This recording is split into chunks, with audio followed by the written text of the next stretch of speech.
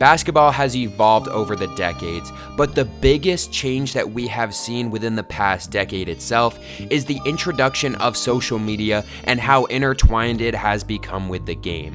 With social media, players are able to upload their clips within seconds, and this has made stars and superstars across the country. Today, we're going to be talking about a movement that started about 10 years ago in Jelly Fam. We're going to talk about players that grew up throughout high school and grew up throughout our eyes and see where the founding forefathers of Jelly Fam are today. So let's get right into it. So starting off, let's talk about Jelly Fam. Now, the art of jelly is something that was created by two high school basketball players in New York, in Isaiah Washington and Jaquay James. This gained huge popularity in 2016 as well, and they recruited other players to their group, which we'll talk about later. Now, the art of jelly. It has become a type of layup that these two created. It's when you go in for a dunk, but then kind of turn your wrist into a finger roll layup, something that we see countless times throughout games now, no matter what level you watch, whether it's middle school, high school, college, the NBA. This has become a move by many players that we have seen, and many players have this in their bag. But when we talk about basketball, this is just one slight evolution that we have seen throughout social media that was created. Now, in New York, as we know, they have some of the most competitive players, and that's kind of where this started as well. 2016, as we know, was a massive year for social media as well. So many things going viral every single day, and this was one of those. So let's start by talking about one of the main players that really started Jelly Fam in Isaiah Washington. Isaiah Washington, the first one we're going to be talking about today, grew up in Harlem. Now, it's no surprise that Jelly Fam started in New York, as we know New York may have the best hoopers in the world depending on who you ask. But Washington was a consensus 4-star recruit coming out of the 2017 class and was the highest rated New York point guard in that class. He ended up committing to play at Minnesota over several other options that he did have. Now, he played here from 2017 to 2019, then transferring to Iona from 2019 to 2020, and then going back closer to home, going to Long Beach State in 2020 to 2021 as well. He would stay in college for all of his eligibility, but would not end up getting drafted by the NBA, which would see him going overseas, as he would play for 5 teams overseas throughout his career.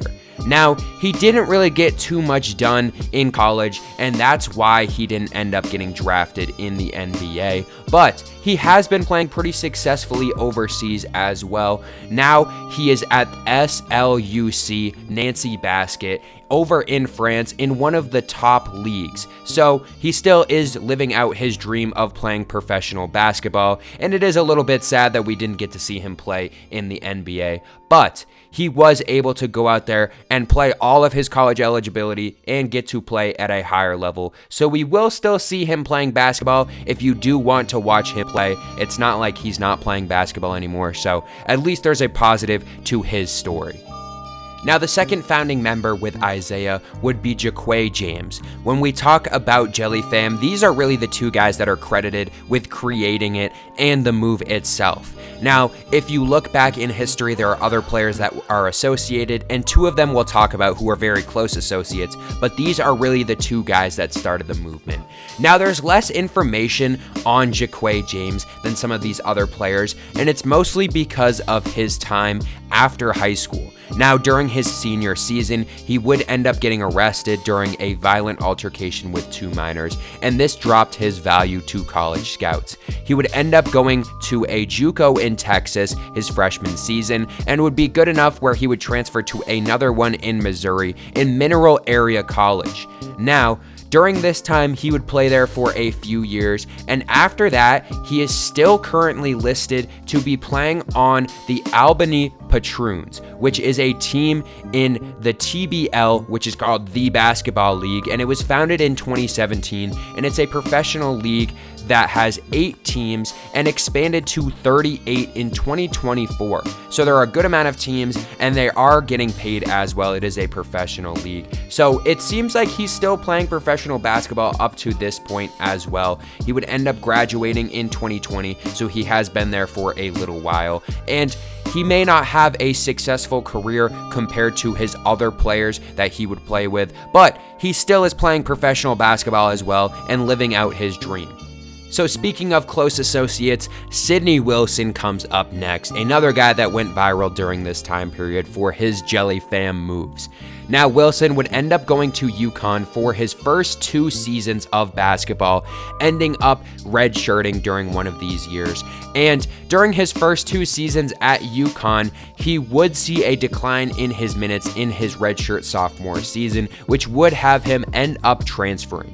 He already received 2 suspensions from the NCAA during his time period, one in his freshman year and one in his sophomore year, both in violation of team rules. And he would end up transferring out of UConn and would end up going to SIUE, where he would end up playing 27 minutes per game and get up to 13 points per game. Now, he would not make it to the NBA, but he is playing in the Greek National League 1 as of this recording, playing for a team in Athens, so still playing professional basketball. Now, ending the founding 4, we're going to be talking about arguably the most successful in Jahvon Quinerly, a 5-star recruit across the board. He had the opportunity to go almost anywhere, and he would end up going to Villanova during his first season. Now, he wouldn't get much playing time, only appearing in 25 games and only getting 9.1 minutes per game. He would end up transferring to go to Alabama, where he would be for the next 3 years and build a pretty successful collegiate career for himself. Now, during his first season, he would average 25 minutes per game and would get up to almost 13 points per game. The year after that, he would get even more minutes, up to 30, and would average nearly 14 points per game. He would also win the SEC Tournament MVP in 2021. He would end his career at Alabama, averaging 8.7 points per game, just getting about 21 minutes per game, so he would see a drop. He would leave Alabama for his final season, as he would have a COVID year of eligibility, and would end up going to Memphis during his last season, which would be last year in the 2023 to 2024 season, where he would put up 13.5 points per game and play just about 33 minutes per game. Now, Quinerly had a pretty successful collegiate career, especially compared to the other guys we talked about so far, but he wouldn't end up getting drafted in the NBA and would actually announce his retirement from basketball at the end of last season.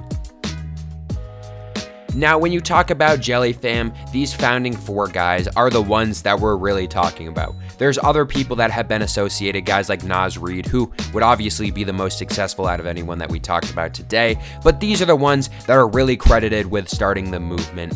Now, none of them would end up making the NBA, which would be a little disappointing, but most of them are still playing professional basketball in one sense or another. And Jahvon Quinerly, like I said, probably the most successful in college throughout his career, did end up retiring last season. So let me know down below, were you guys out there during the Jelly Fam movement kind of putting up those jelly shots? I know it's still definitely a big thing in the NBA, in college basketball, no matter what level of basketball today. It is one of those small things that we saw that have changed the game forever. Now, let me know down below what you guys want to see me talk about next, and I'll see you guys in the next one.